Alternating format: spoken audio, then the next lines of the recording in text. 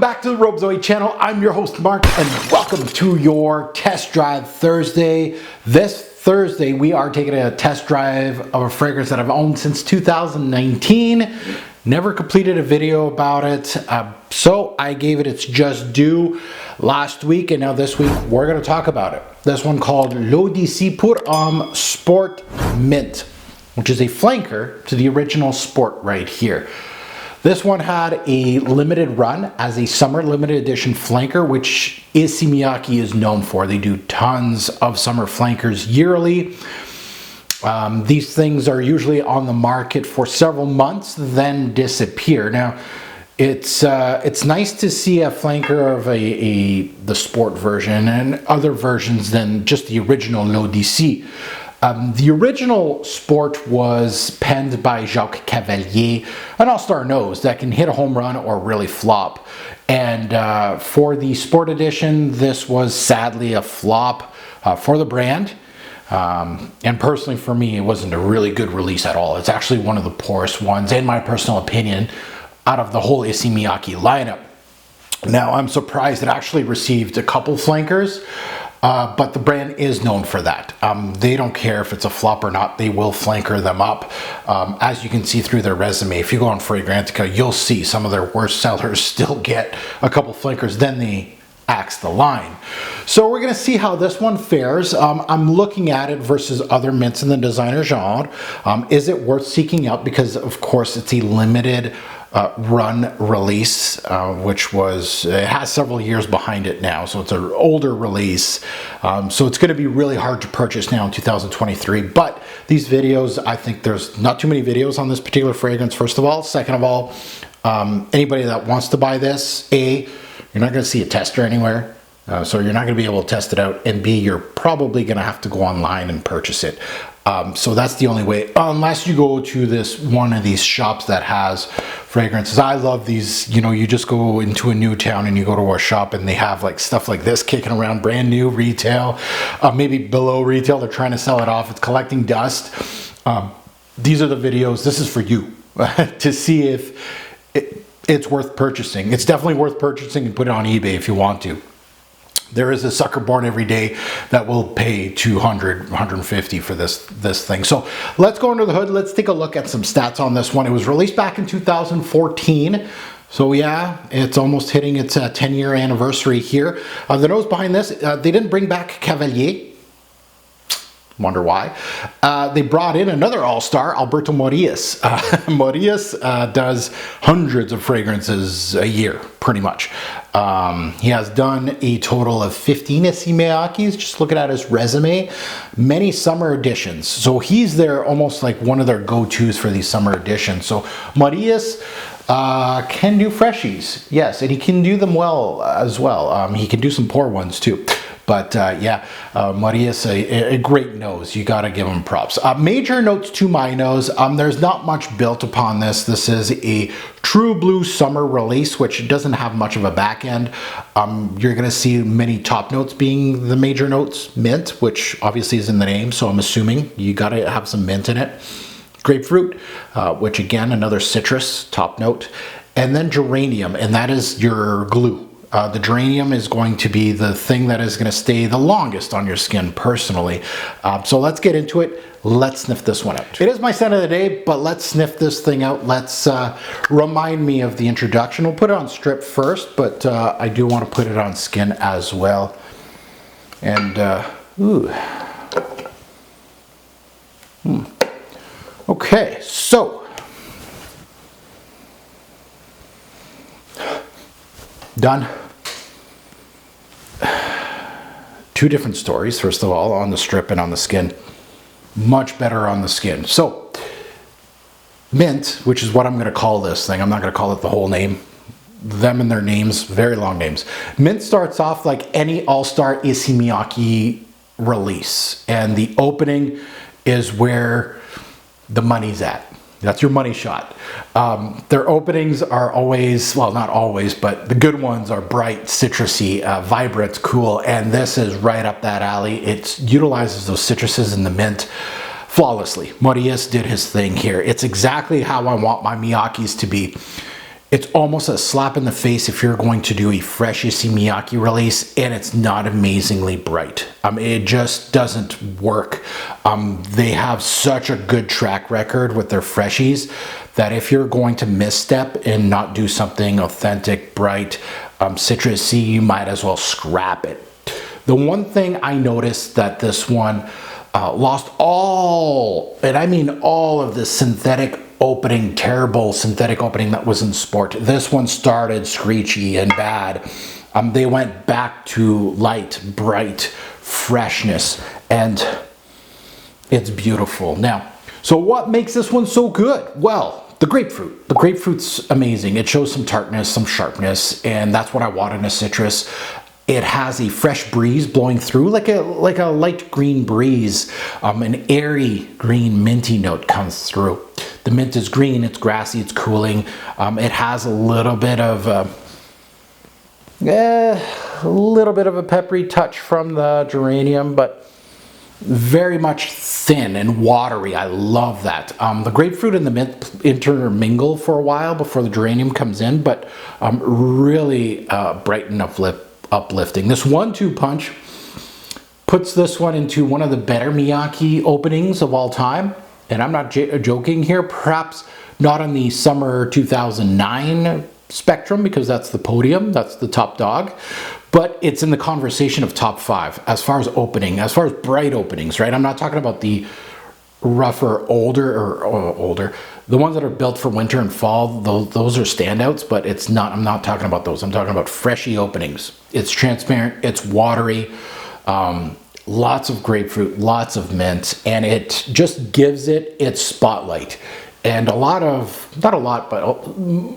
brands, well, we'll say a lot of brands make this mistake that they put too much in the back end, and I understand why, but it really muffles what you're trying to get to, especially for a bright fragrance.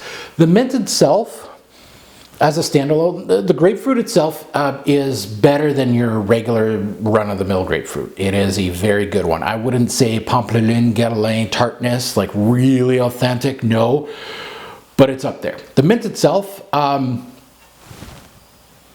not roadster good. I'm trying to compare it to another designer, but it does the job very, very well. I'm trying to think of another mint like this, but it's almost a second tier mint, which is still a very good mint. It really does what it's supposed to do. Really, really good opening. Like the opening, standout. Now let's get into the bad news, the dry down. Once this thing dries down, you really lose a lot of the personality, unfortunately. You lose the grapefruit, it's gone, long gone. And the mint is hanging on for dear life. Now, the mint loses its mentholated part, and it comes in and out a little bit, but it's not as cooling as it was in the opening. And that's understandable. Mint notes don't last. Now, the geranium steps in here. Now, geranium is known to give off minty facets, so that could be one of the reasons why we smell mint in this fragrance. It is one of the reasons why the mint continues on in the mid, and there's some lemony touches from the geranium as well. So those touches are kind of having a hard time sticking around in this mid to the deep dry down. There's a part in here that smells like an unlit mentholated cigarette, which is strange, but it's kind of interesting to see that in a fresh scent. There's no tobacco note in here, but man, does it remind me of that a little bit. Not off-putting at all, not big and bold at all. You almost have to kind of like search for it. If you don't think about it, you're gonna miss it. And I wish a lot more people own this, that you could actually, one of my subscribers does this all the time, puts on the fragrance and kind of listens to me run through, go through the trough of notes. And I wish some of you could, because smelling this portion is quite unique. It is very unique in this release. Now, the geranium is your mainstay. It is your scent profile for a very long time.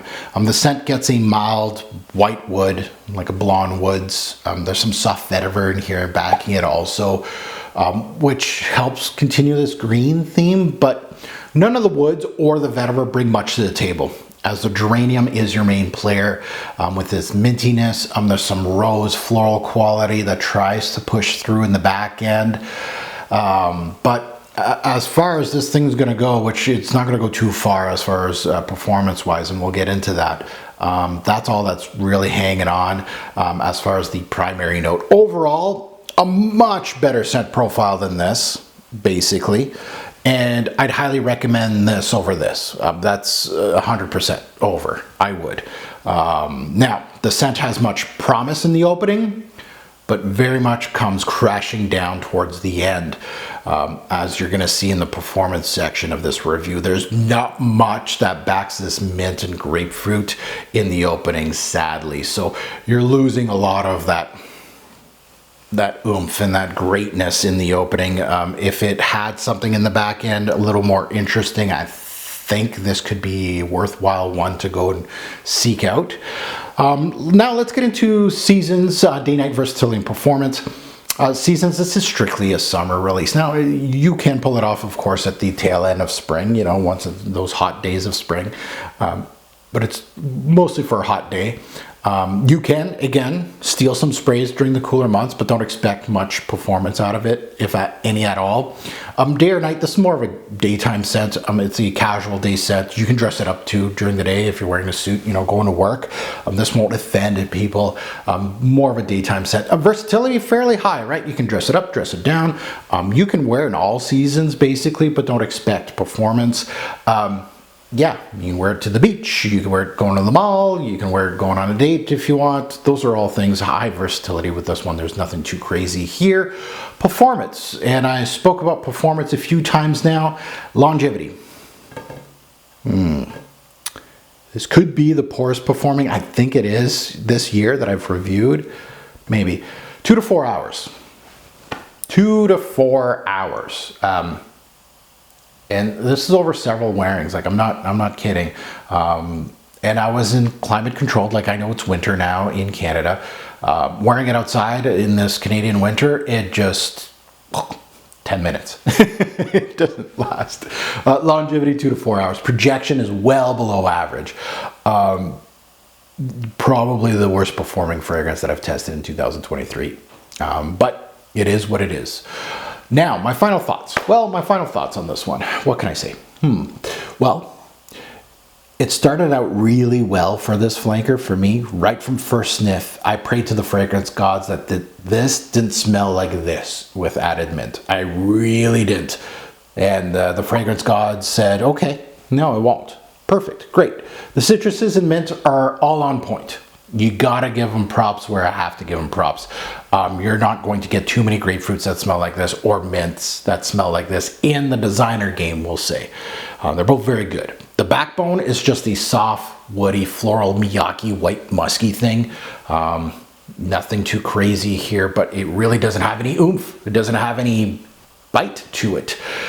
With the performance issues, the lack of backbone here, and the scarcity of this release, and the price that some places are going to ask for this one, it's honestly, in my professional reviewing honesty, this is a pass. It's for people like me, collectors. It's a collection piece. Not too many people are going to have this bottle in their hand and go, look what I got.